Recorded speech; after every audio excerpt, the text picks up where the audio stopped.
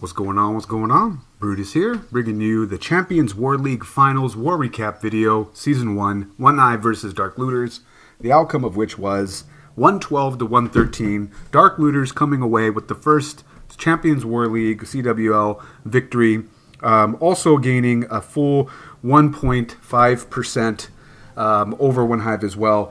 And it was this war did not fail to meet the expectations of the hype, and it was extremely exciting finish. And let's talk about how that was done, piggybacking off of the halftime video.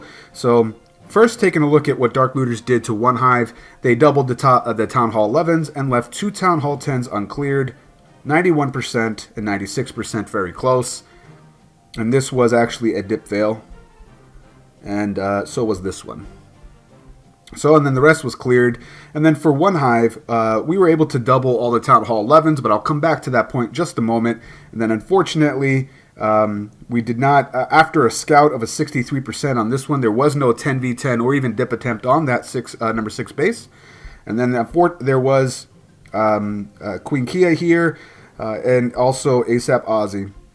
So 3 Town Hall 10s uncleared, and that was the name of the game. So let's figure out how we got there. If you take a look at the dip percentage alone to start, we have it looks like 70% dip percentage, but it's not. Vincent actually had an 11 on 11 3 attempt, coming up just short of 92%. And we'll talk about why that had to happen towards the end of the war in just a moment.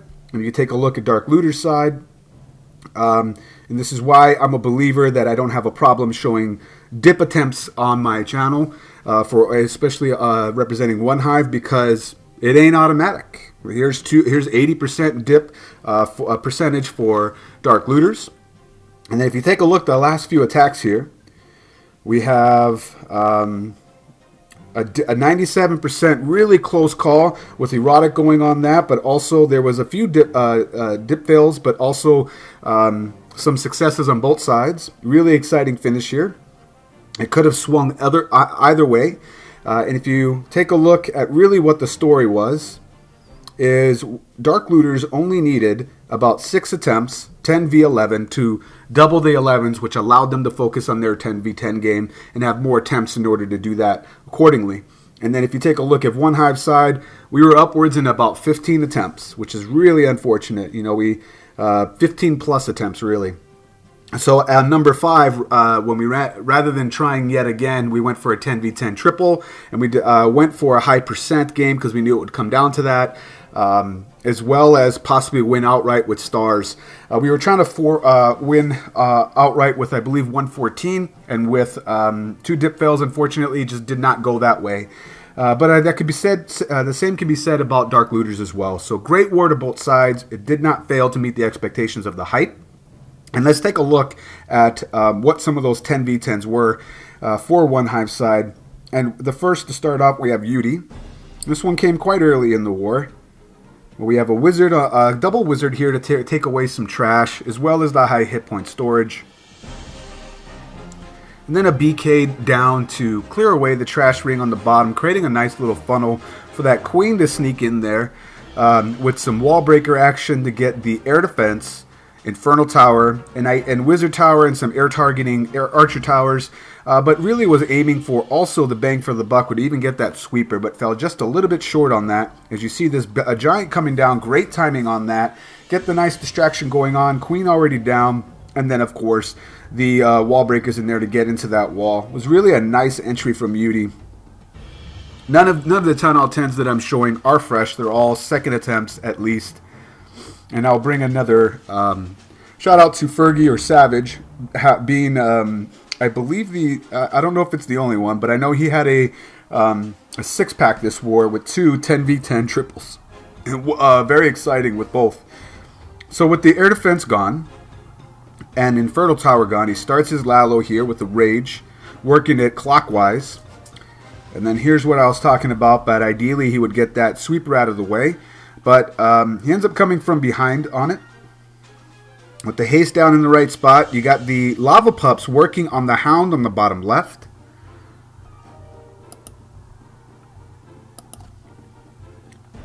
And then Rage all in the right spots. He's holding 2 loons.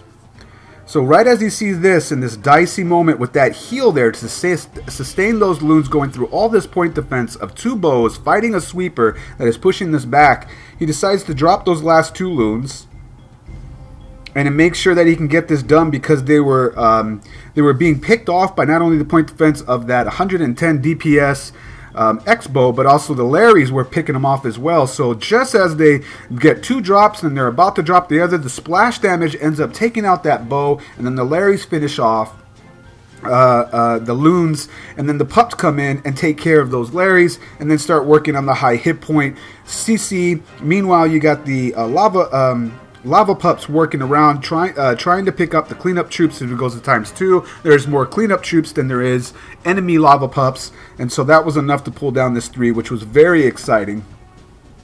We'll go to ×4 for cleanup. Great job, Beauty. Let's bounce out of here and continue to move our way down to number 17, where we have a Fergie, one of his 2 6-packs. Or one of his 2 3s, being the 6-pack 10v10 of the war.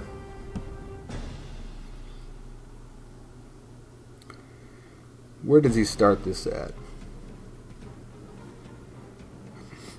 Really enjoyed this bowler here. The value that he gets from this bowler not only creates the funnel, but gets part of that defensive structure of that mortar, and then continues to form even more of a funnel as it steps up to this camp. Just really great value from that bowler.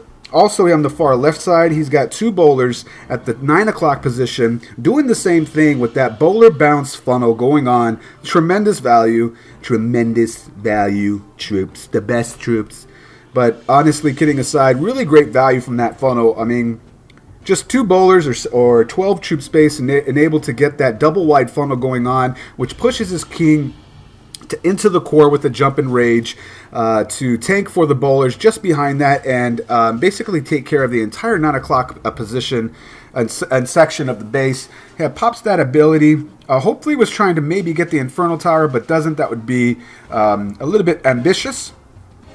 And here he is, that BK coming in on the last Infernal Tower. Meanwhile, we got a Hound hanging around here, and that's what that Archer is for, in order to drag the unpopped Hound to a corner to ensure that when these pops pop, that they don't get trolled to the Hound, and then they can't clean up the trash around the building remaining after all the defenses are down. But meanwhile, he's got this Infernal Tower left over at the back, so they have to traverse back, which was not according to the plan, but yet so nice. As you can see that here, this is where the action's going to be. It's so exciting on this part, where you have a single stream on all 4 of these loons here. They start to die off a little bit, but they have just enough gusto to get all the way over to this wounded Infernal Tower. The splash damage and the drop help that bring it down, and then he has just 2 loons remaining to work that are also back where the high hit point storage is, which only helps the cleanup. And then unfortunately on the bottom he has those lava pups working on that Hound, but he had enough cleanup troops on the far right with minions that they were able to bring down those high hit point storages on the edges, and then traverse over to that last elixir storage. Just an exciting 3 for sure.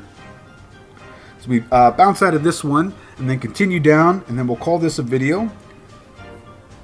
And we have a Toma here doing this early. Unfortunately, it wasn't on live stream.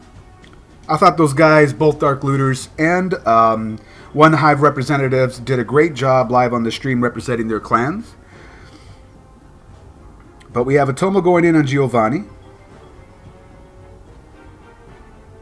doing a Va Bolalo, or a Valalo, Valkyrie Lalo base.